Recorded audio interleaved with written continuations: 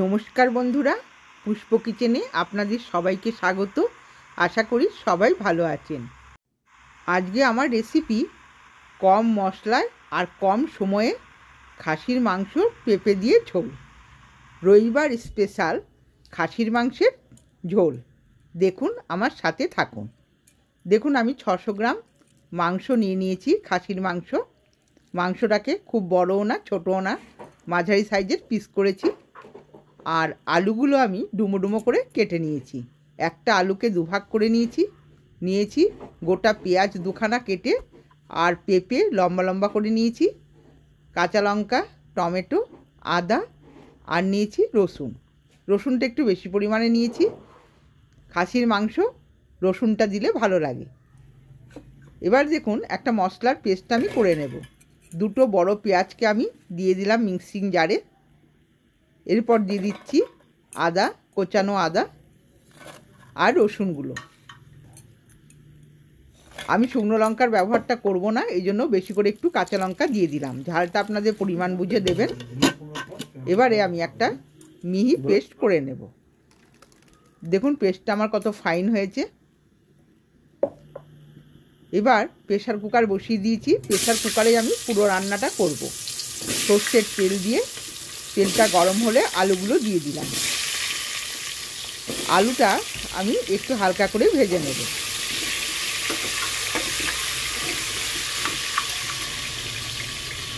পুরো রান্নাটাই বন্ধুরা আমি প্রেসার কুকারে করব। দেখুন, খুব কম সময়েতে হয়ে যাবে। আলুটা দেখুন ঢাকা দিয়ে ভেজেছি, ভাজা হয়ে গেছে। এবার আমি তুলে নিচ্ছি।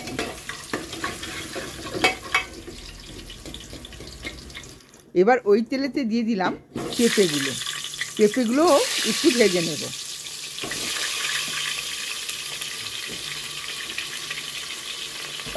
যেহেতু আমি প্রেসার কুকারে করছি, তার জন্য আমি পেঁপেগুলো ভেজে নিচ্ছি। আপনারা কড়াইতে করলে পেঁপেগুলো মাংসের সাথেও দিতে পারেন, তাতে করে মাংসটা সেদ্ধ ভালো হবে। পেঁপেটা ভাজা হয়ে গেছে, এবার তুলে নিলাম। এবার দেখুন, ওই তেলেতে দিয়ে দিলাম 3টে তেজপাতা, গোটা গরম মশলা আর গোটা জিরে। এলাচগুলোকে একটু ফাটিয়ে নিতে হবে। ফোড়নটা একটু নেড়ে চেড়ে ভেজে নেব। দেখুন, ফোড়নটা হয়ে গেছে ভাজা। এবার দিয়ে দিলাম পেস্ট করা মশলাটা দিয়ে ভালো করে নেড়ে চেড়ে একটু কষিয়ে নেব। দিয়ে দিচ্ছি পরিমাণ মতো লবণ আর পরিমাণ মতো হলুদ। এবার দিয়ে দিলাম একটা গোটা টমেটো আপনারা পেস্ট করেও দিতে পারেন। দেখুন, আমি প্রেসার কুকারের মধ্যেই ভালো করে কষিয়ে নিলাম। মিক্সিং ধোয়া জলও একটু দিয়ে দিলাম, দিয়ে সুন্দর করে কষিয়ে নিচ্ছি। এবার দিয়ে দিচ্ছি হাফ চামচ কাশ্মীরি লঙ্কার গুঁড়ো। রঙটা একটু ভালো হওয়ার জন্য আমি এই গুঁড়োটা ব্যবহার করেছি, আপনারা নাও করতে পারেন। মশলাটা কষানো হয়ে গেছে, তেল ছেড়ে দিয়েছে। এবার দিয়ে দিচ্ছি মাংসগুলো। খাসির মাংসটা পুরোটাই দিয়ে দিলাম, দিয়ে মশলার সাথে মিশিয়ে ভালো করে নেড়ে চেড়ে কষিয়ে নেব।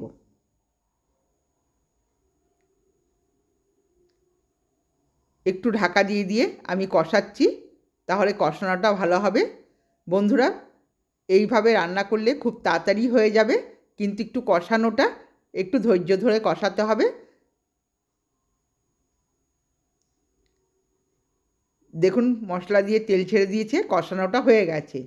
এবার আমি দিয়ে দিলাম পরিমাণ মতো গরম জল। ভালো করে নেড়ে চেড়ে দেব। এই মাংসটা আমি 2টো সিটি দিয়ে নেব। দেখুন, দিয়ে দিলাম সামান্য লবণ আর সামান্য চিনি দিলে ঝোলটাও মিষ্টতা বাড়ে, খেতে ভালো লাগে। দেখুন, এবার আমি প্রেসার কুকারটা বন্ধ করে দিচ্ছি।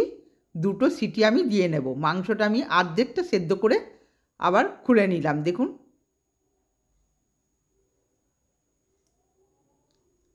মাংস পুরোটা সেদ্ধ করিনি, হাফ সেদ্ধ অবস্থাতে আমি এবার প্রেসার কুকারের ঢাকনাটা খুলে নিলাম। এবার এতে দিয়ে দেব আলুগুলো আমি আগে দিইনি বন্ধুরা। আলুগুলো গলে যাবে, পেঁপেটাও গলে যাবে, যেহেতু এটা ভাজা আছে। এবার দিয়ে দিচ্ছি ভাজা পেঁপেগুলো।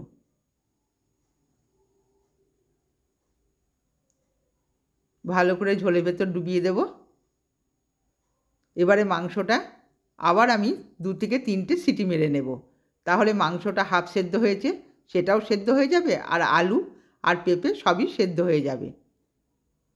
দেখুন আমার মাংসটা রেডি হয়ে গেছে। এরপর আমি এতে দিয়ে দিলাম হাফ চামচ গরম মশলার গুঁড়ো আর 4-5টা কাঁচা লঙ্কা। মাংসটা কত সুন্দর রং হয়েছে দেখুন, আর খেতেও তেমন টেস্ট হবে। আপনারা এইভাবে খুব শর্ট টাইমে মাংস রান্না করে খেতে পারেন। আশা করি আপনাদের ভালো লাগবে। বন্ধুরা, আমার ভিডিওগুলো যদি ভালো লেগে থাকে সাবস্ক্রাইব করবেন, লাইক করবেন আর কমেন্টসে জানাবেন আপনাদের কেমন লাগলো। দেখুন মাংসটা আমি তুলে নিচ্ছি। একটা বলে আমি তুলে পরিবেশনের জন্য রেডি করে নিলাম। আজকের মতো বন্ধুরা এখানেই ভিডিওটা শেষ করছি। সকলে ভালো থাকবেন, সুস্থ থাকবেন। ধন্যবাদ।